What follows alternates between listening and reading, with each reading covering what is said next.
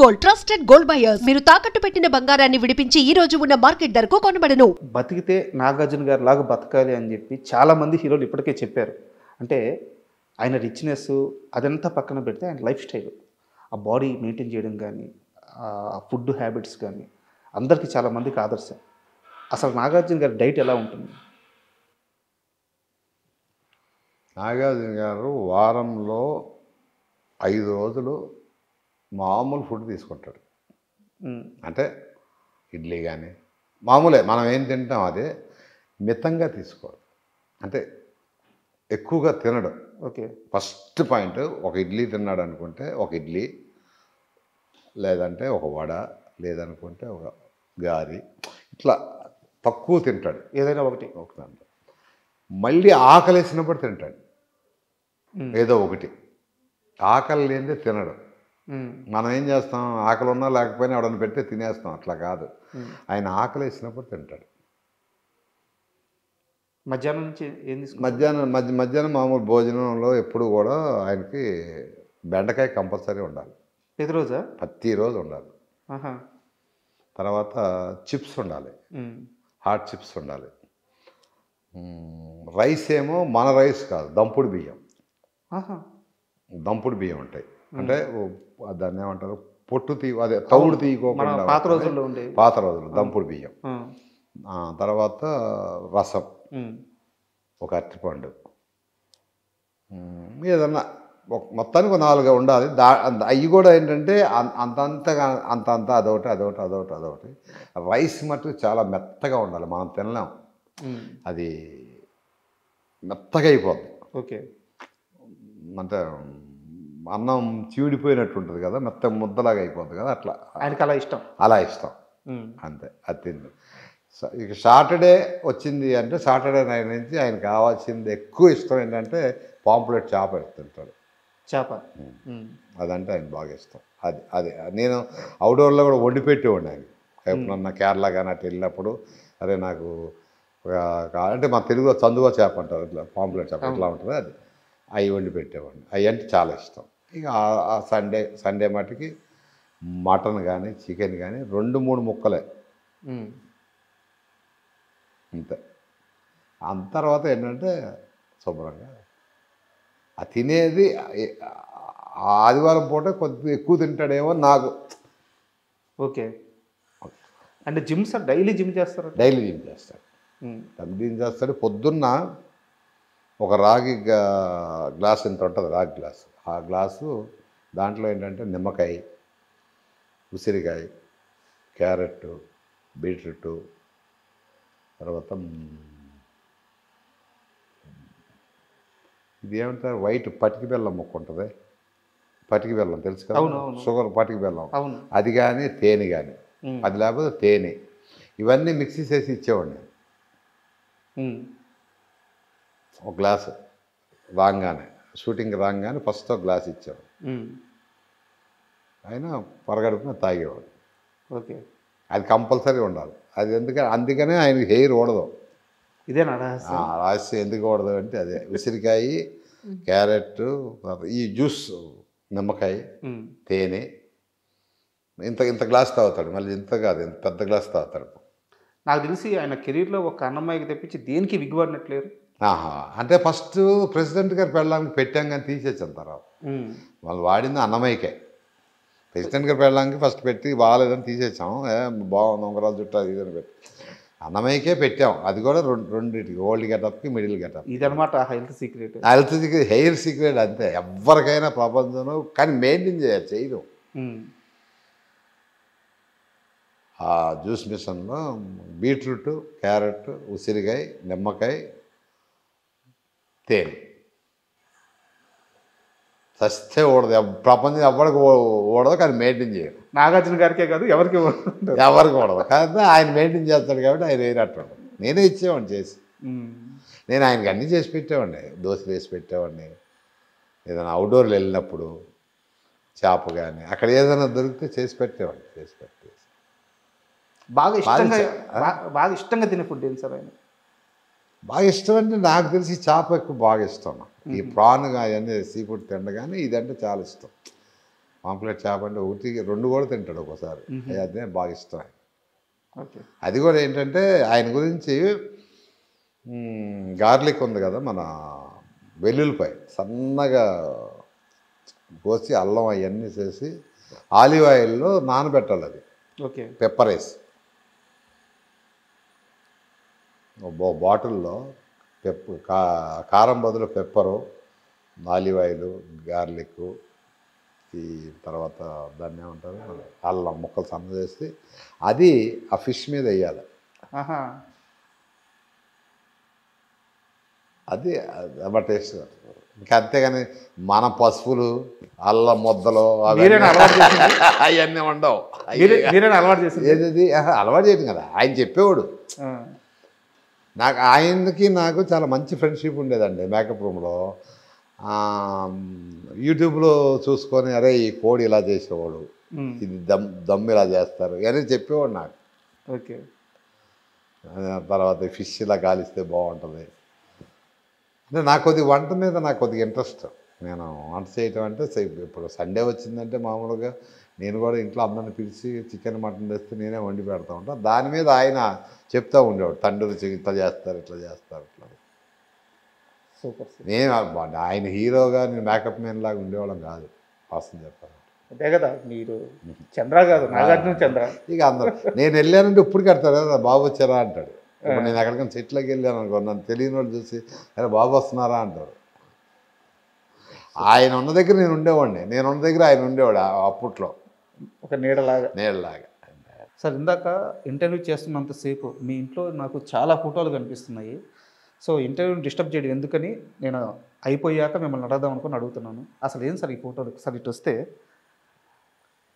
నాగార్జున గారు చాలా ఎంగేజ్లో ఉన్నారు, హెలికాప్టర్. ఎప్పుడు సార్ ఈ ఫోటో ఎక్కడ? ఇది రాబోయే చందమామ స్విట్జర్లాండ్ వెళ్ళినప్పుడు ఓకే అక్కడ తీసిన ఫోటో ఇది. సాంగ్ చేస్తున్నాం, జైన్ గారు డైరెక్టరు, హరా జైన్ గారు అక్కడ తీసింది. బాగా యంగ్, అట్లా ఉండేవాళ్ళం ఇద్దరం.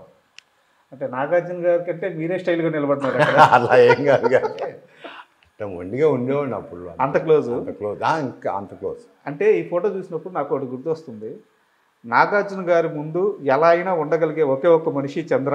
అయ్యో అంత కాదు కానీ స్ట్రైట్ ఫార్వర్డ్గా ఉండేవాడిని అమ్మ అంతే. అంతకంటే ఎంత సార్ అప్పుడు సార్ ఏజ్? అప్పుడు వచ్చి అన్నమయ్య తర్వాత కదా 34, 35 అవుతాయేమో అంతే. యంగ్ బాగా రాబోయే చందమామ. అంటే ఈ మూవీ ఇది కూడా అదే, ఇది రాబోయే చందమామలోనే క్రూజ్ తీసాం. క్రూజ్ అని చెన్నై నుంచి మలేషియా వెళ్ళటానికి సాంగ్ ఉంది, అందులో జవరిత సాంగ్. బాలి మా ఫ్రెండ్స్ అంతా ఉంటారు కదా, దీంతో అక్కడ సాంగ్. అవును, ఇదే ఎందుకు తీసి పెట్టుకున్నారు? నాకు అది నచ్చింది బాగా. క్వశ్చన్ అంటే ఇది ఈ అప్పుడప్పుడు చూసుకుంటా ఉంటాను అన్నమాట. ఈ ఫేసు ఎక్కడ తప్పు చేశాను, ఏంటి, ఎలా ఉండాలి, ఏంటి అనేది మెమరీ. ఇది నాకు బాగా నచ్చింది అనమాట అప్పట్లో ఈ ఫోటో. ఓకే. నేను ఈయన ఫేస్లో కొన్ని డిఫికల్ట్స్ ఏమున్నాయా ఏం లేవా అంటే అప్పుడప్పుడు ఇలాంటి పోజులు చూసుకుంటే నాకు కొన్ని అర్థం అవుతాయి. నోస్ కట్ కానీ నోస్ కట్ కూడా చేసింది కూడా కనపడదు, చూసావా ఇలా ఉంటుంది నోస్ కట్. అంటే ఇష్టమైంది బాగా. మీ వర్క్స్ అంతా తెలుస్తూ ఉంటాయి. ఇది కూడా వచ్చేసి కామాక్షి ఏం సినిమా ఇది రీసెంట్గా వచ్చింది, రాజన్న కాదు, రాజన్న కంటే ముందు కామాక్షి శివప్రసాద్ రెడ్డి గారి సినిమా ఇది. సార్ ఆ గెటప్ గురించి చెప్పండి. గెటప్, ఈ గెటప్ అదే సాంగ్లో గెటప్, సాంగ్లో వస్తుంది ఇది సాంగ్ గెటప్. ఓకే, చాలా గెటప్ అంతా కొంచెం వెరైటీగా సాంగ్లో వస్తాను. మీరు ఇష్టపడి తీసి పెట్టుకున్నారు దాన్ని. ఏ అయితే బాగుంటే ఇంకా చాలా ఉన్నాయి, ఇట్లా ఇష్టమైనవన్నీ సెలెక్ట్ చేసి పెట్టుకోవాలి. నాగార్జున గారికి తెలుసా ఆయన ఫోటోలంతా? ఫస్ట్ టైం అసలు నా ఆఫీస్కి రావడం ఫస్ట్ టైం, ఈ ఫోటోలన్నీ చూస్తాం కూడా ఫస్ట్ టైం. ఇంత మటుకు ఎక్కడా కూడా ఈ ఫోటోలు అసలు బయటికి రాదు. ఒక్క నాగార్జున గారు, ఏఎన్ఆర్ గారు తప్పించి ఇంకా ఎవరి ఫోటో? బంగారం ఉంది కదా, అనుష్క, ఇంకెవరు ఫోటో. అంటే ఇక్కడ సార్ మొత్తం అసలు ఈ ఇమేజ్ చూస్తుంటే నిజంగా శ్రీనివాసులని ఇది నిజంగా చూసినట్టు ఉంది. ఇది బ్రహ్మానందం గారు ఇచ్చారు, ఇది ఆయన చేత్తో పెయింట్ చేసింది ఇది. నేను బ్రహ్మానందం గారికి నాకు నేనంటే చాలా ఇష్టం ఆయనకి. తమ్ముడు తమ్ముడు అంటా ఉంటాడు, అన్నయ్య అంటాను. సార్ నేను సినిమా చేసేటప్పుడు అదే ఆఫీస్లో నీకు మా వెంకటేష్ స్వామిని ఇస్తాను పెట్టుకోమని చెప్పి పంపించాడు ఆయన. మీరు నిర్మాతగా సినిమా చేస్తున్నాడు పెట్టుకోవాలని పంపించాడు, గిఫ్ట్ ఇచ్చాడు ఆయన. ఇంత బాగుంది సార్ అసలు. ఆయన పెన్సిల్తో వేసింది స్కెచ్, ఆయన చేతితో వేసింది బ్రహ్మానంద గారు. అండ్ ఇక్కడ సార్ మీ దేవుడు, మా దేవుడు. ఇక్కడ అందరి దేవుడు, ఇక్కడ మీ దేవుడు. ఎప్పుడు సార్ ఈ ఇమేజ్, ఈ ఫోటో ఎప్పుడు? ఇది నేను పంచాక్షి సినిమా చేసేటప్పుడు నాగార్జున గారి ఇంట్లో ఉంది ఈ ఫోటో. ఆయన ఆఫీస్లో పెట్టుకున్నారంటే బాబు నాకు ఈ ఫోటో కావాలి బాబు అన్న. అని నా దగ్గర ఉంది కదరా, నాన్న దగ్గర ఉంటే అడిగి తెస్తాను అని అన్నాడు. తర్వాత ఆయన తెచ్చిచ్చాడు అనమాట. ఇది బాపు గారు 1962లో ఇంకుతో వేసింది ఇది. ఇది ఆయన సెట్ చేసి అంతా. అవును, ఆ స్ట్రోక్స్ అన్ని ఆ ఇంకు అంటే అప్పట్లో సిరా ఇంకు వచ్చేది కదా, ఆ ఇంకుతో వేసింది అనమాట. ఆయన బాపు గారు వేసింది. బాగుంది సార్ అసలు. ఇక్కడ డేట్ కూడా ఉండాలి అక్కడ. ఇదిగో 62, 162 బాపు. అవును, ఆయన మా ఆఫీస్లో పెట్టుకున్నాను. ఏమనిపిస్తుంది సార్ రోజు ఈ ఫోటో చూస్తుంటే? ఏమనిపిస్తుంటుంది? ఆయన అన్నీ గుర్తొస్తుంటాయి నాన్న నాకు. చిన్నప్పుడు పని చేసినాయి, నేను బైక్ మీద వెళ్ళినాయి, అనుకున్న శుభ్రంగా తిరుగుతున్నాయి. ఆయన ఆ చెట్టు కింద కూర్చొని నన్ను చూస్తా, నేను ఆయన చూసుకుంటా, ఆయన ఏదో తిరగటం ఏదో అంటాం, అవన్నీ గుర్తొస్తూ ఉంటాయి. కానీ ఇక మనం ఏం చేయాలి, ఒక జీవితం అంటే ఎంత నాకే కాదు చాలామందికి ఆయన ఒక దాన్ని ఏమంటారు, దైవం లాంటాడు. Super sir.